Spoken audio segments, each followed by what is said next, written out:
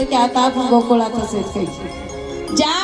ज्या म्हणजे की असं वाटतं की किती आपण अंग चोरून घेतलं तरी अंगातून मधूनच लहरी बाहेर पडतात. त्याला म्हणायचं भक्ती. कितीही दाबून ठेवायचा प्रयत्न करा पण भक्ती काही केल्यानं दाबत नाही, झाकतच नाही. अहो 60 वर्षाच्या आजी त्या सुद्धा तरुण झाल्या. मग गोकुळात सुद्धा 60-65 वर्षाच्याच महिला होत्या. आणि नंदराच्या अंगणामध्ये ते पळत गेले आणि सांगतात नंद भयो आनंद भयो. नंद राजाला सांगतात आनंद भयो आनंद भयो आनंद भयो. म्हणल्या बरोबर आधी नंद राजांनी सुरुवात केला, बरोबर सगळ्या गोप गडी सगळे नंद राजे त्या ठिकाणी नाचायला लागले. एवढा आनंद झाला, एवढा आनंद झाला, त्या आनंदाला पारावार राहिला नाही.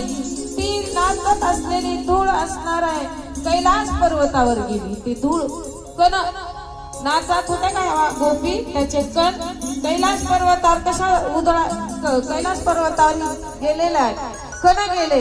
त्यावेळेस शंकर भगवंत ध्यानस्थ होते. आपल्या अंगावर कशाचे कण पडले म्हणून भगवंताने पाहिलं तर तो धुळीचे कण येत. आणि पाहतात भगवंताने नेत्र झाकले आणि समाधी लावली तर त्यांना गोपाल कृष्ण भगवंताचा अवतार झाला. ही बातमी कळाल्या बरोबर शंकर भगवंत ताड दिशेने उठले आणि निघाले. कुठं? गोकुळाकडे निघाले. निघाल्या बरोबर आमच्या माता उभा होता, पार्वती माता. पार्वती माता म्हणतात हो भोलेनाथ, तेवढ्या काही पहाटेच उठलात आणि निघालात तुम्ही.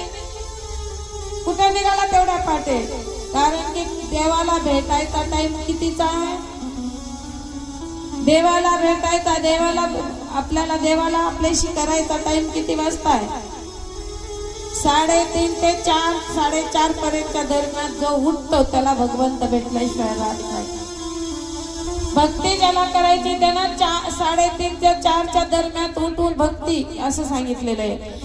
पहाटेच भगवंत उठले, पहाटे निघाले शंकर भगवंत 3-3:30 वाजता. पार्वती माता म्हणतात ओ भोले ना, कुठे निघालात तुम्ही? अगं पार्वती, तुला माहित नाही माझा भगवंत अवताराला आला, मला त्याच्या दर्शनाला जायचंय. मग दर्शनाला एकट्यानं जायचं नसतं, चला मलाही येऊ द्या. शंकर भगवंत म्हणतात नाही पार्वती, आता मी थांबू शकत नाही. कारण की तुला जर न्यायचं म्हणलं तर 2 दिवसांआधी सांगावं लागतं स्त्रियांना. कारण की एकदा जर ब्युटी पार्लर मध्ये गेली तर 3 तास बाहेर येते. म्हणून देव कसा करायचा आहे, कुणाचीही न वाट पाहता देव एकदा निघाला देवाला की पुन्हा कुणीच नाही. मी कारण की तुझ्यासाठी जर मी थांबलो तर तेवढा वेळ माझा वायाला जाईल. पार्वती मी निघालो. पार्वतीला मागं टाकलं शंकर भगवंताने. आणि शंकर भगवंत गोकुळामध्ये आलेले आणि गोकुळामध्ये आल्यानंतर नंदराजाच्या महालाच्या समोर आले. पण इतकी गर्दी होती त्या ठिकाणी महिलांची. इथं कशी गर्दी आहे? अशीच गर्दी होती. पुरुषांना वावच नव्हता, कारण की तिथं पुरुषांना जाताच येत नव्हतं. शंकर भगवंत म्हणतात मी तर दर्शनाला आलो, पण इथं तर सगळ्या महिला येतात, मध्ये कसं जायचं? शंकर भगवंत परवानगी मागतात महिलांना. महिला म्हणतात नाही, इथं ज्या घरामध्ये बाळ जन्माला आलं तिथं स्त्रियांचं काम आहे, पुरुषाचं काम नाही. सरका बाजूला. डिलिव्हरीच्या घरात कोणाचं काम आहे? दाई कोण लागते? बाईची लागते. मग बायांचंच काम आहे. बरं 10 दिवसाला बांगडी फोडायला पहिली कासारी नेत होती, तीही ते दाई, ती बाई लागते. मग त्यांनी सांगितलं इथं पुरुषांचं काम नाही, महिलांचं काम आहे, सरका बाजूला. पण असं सांगितले बाबा, बळच शिरले शंकर भगवंत त्या महिलांच्या लाईन मध्ये. पण लाईन मध्ये गेल्या बरोबर, दरवाजाच्या जवळ गेल्या बरोबर एक गोपी आली आणि शंकर भगवंताला बाहेर रेटून लावलं. एवढी ताकद आहे महिलांमध्ये. महिला काय करत नाही का? महिलाच्या मनात जर आलं तर येऊच नाही, पण आलं तर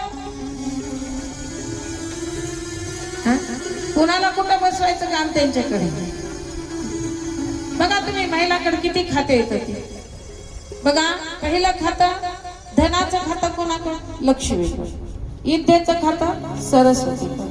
अन्नपूर्णाचं खातं अन्नाचं खातं अन्नपूर्णाकडे. आणि बघा तुम्ही ही सगळे खाते महिलाकडे, शक्तीचं खातं महिलाकडे. पुरुष बाबा सांगते तसे ऐकायचं, काय करते माहित आहे. महिला लई चिंगूस असत्या, रुपया लागायचा तिथं आधी 25 पैसेच काढून देणार. म्हणून लक्ष्मीचं खातं महिलाकडे, जतन करण्याची वस्तू महिलाकडे ताकद आहे. तसा काही केल्याने शंकर भगवंताली ही महिला आतमध्ये जाऊ देत नाही.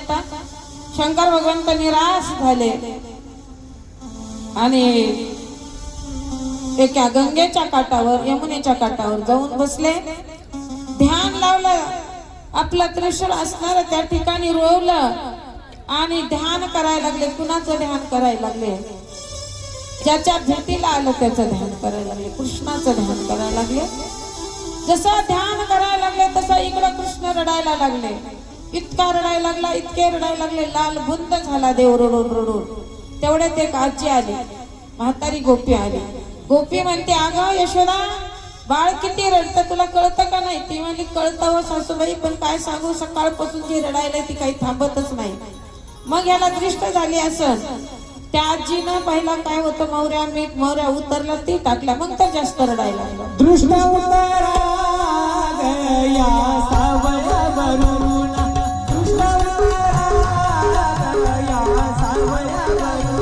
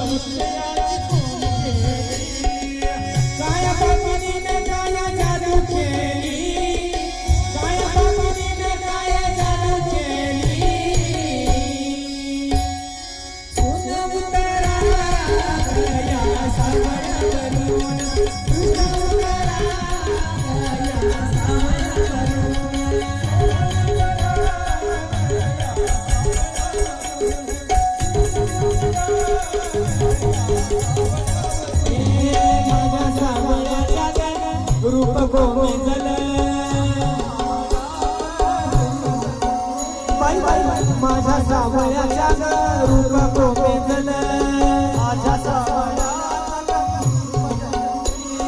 कोण्या पापीने काय दृष्ट केली, कोण्या पापीने काय दृष्ट केली. सोन उतरा गया सावयावरून, दृष्ट उतरा गया सावयावरून.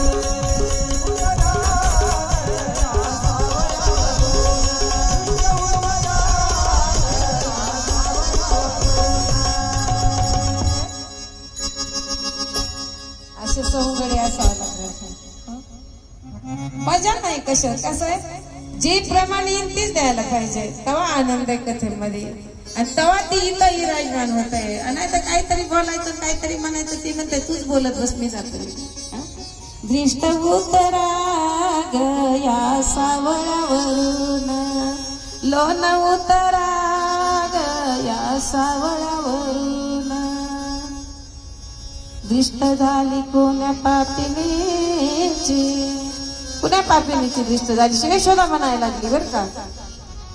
आणि मग नाही नाही ती प्रकार केला. दृष्ट उतरले, लिंबा उतरले, नारळ उतरले, निवदा उतरले, बोन उतरले, काय पाहिजे तेवढं उतरलं. पण बाळ इतकं रडायला लागलं, लाल बुंद झाले कृष्ण भगवंत रडून रडून. यशोदा मैया घामाघूम झाल्या. आणि एवढ्याच वेळात नंदराजे आले महालामध्ये. मैया म्हणतात, अहो बघा ना, बाळ किती रडायला लागलं, काय करावं याला.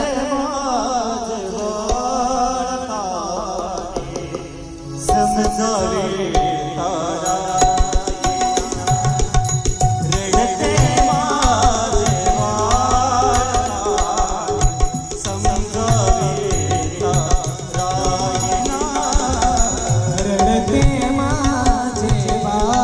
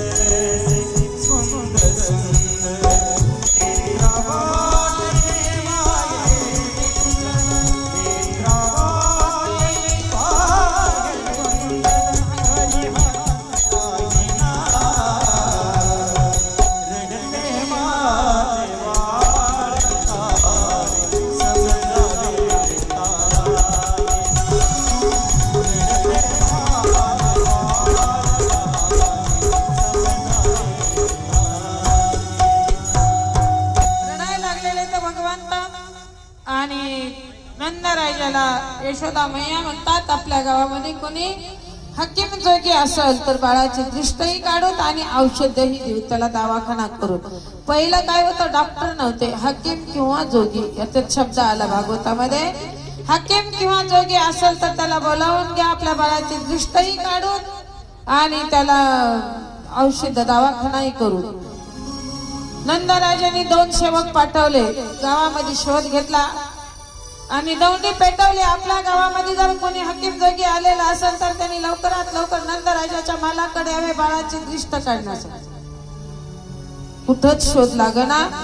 ती सेवक असणारे शोध घेत घेत घेत यमुनेच्या काठावर गेले तर त्या ठिकाणी डोळे झाकलेले तर शंकर भगवंताने आणि मुखामध्ये भगवंताचं नाम आहे, ध्यान लागलं आणि एवढ्याच वेळामध्ये हे 2 सेवक त्या ठिकाणी गेलेले. तर म्हणजे तो तुम्ही तर हकीम जोगी जोगी दिसतात, तुम्हाला जोगी दिसतात तुम्ही. तर ती म्हणले हा मी जोगीच आहे.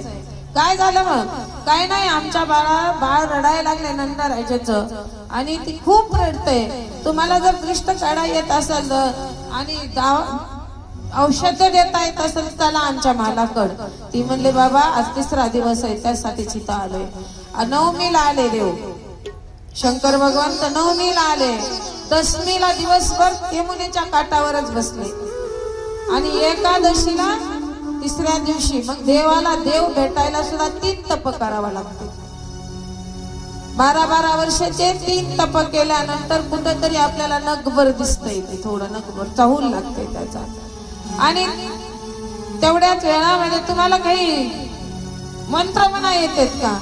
आणि त्यावेळेसच म्हणले मला मंत्र नाही, मला जगाला जाग करता येतं, मला ती जग जाग करता येते. जोगी आया जोगी आया रे, जोगी आया जोगी आया जोगी आया रे, जोगी आया रे,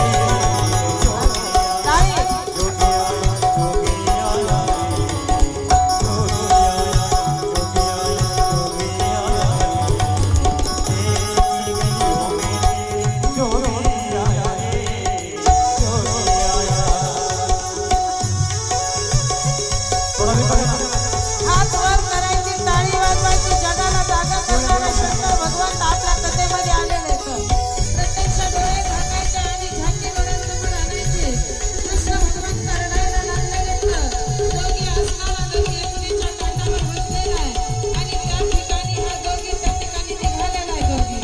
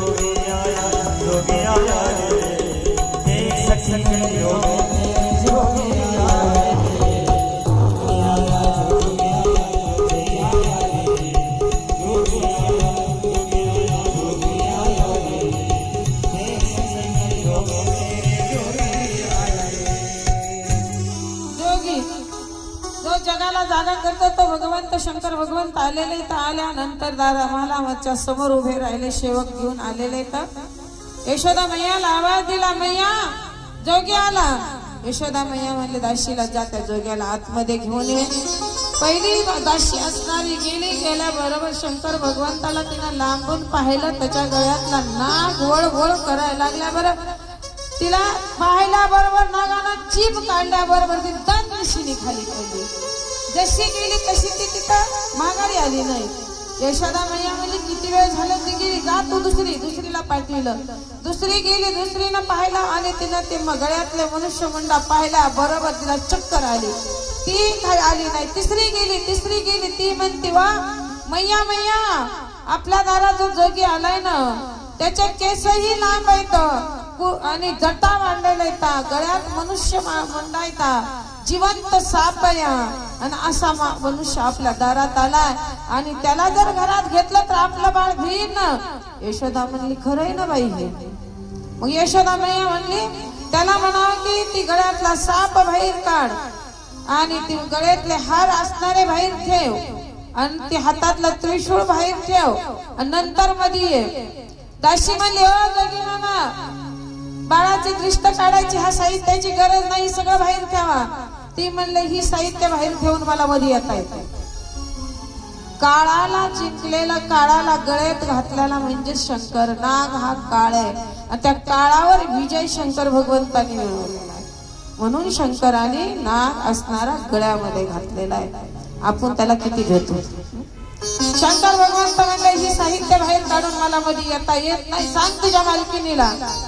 मैया मैया जोगी हट्टी हा म्हणून तर सांगितलं जोगी हट्टी हा. काही केले ना जोगी ऐकत नाही. पुन्हा यशोदा मैया आल्या. यशोदा मैया म्हणतात ओ जोगी मामा माझं बाळ आत्ता जन्मलेलं आहे हो, त्याला भीती वाटत तुमच्या ह्या जिवंत सापाची. ती म्हणले मग मला साप खाली ठेवून मध्ये येता येत नाही. जसा ती शंकर भगवंत महालाच्या समोर येतात आणि यशोदा मैया जशी बाहेर येते तसं बाळ जास्त रडायला लागलं आणि यशोदा मैयाचा नविलाज झाला. जोगी मामाला आतमध्ये बोलावून घेतलं आणि जोगी मामापाशी द्यायला लागल्या. पण देत असताना यशोदा मैयानं बाळाला आडवं द्यायला लागल्या.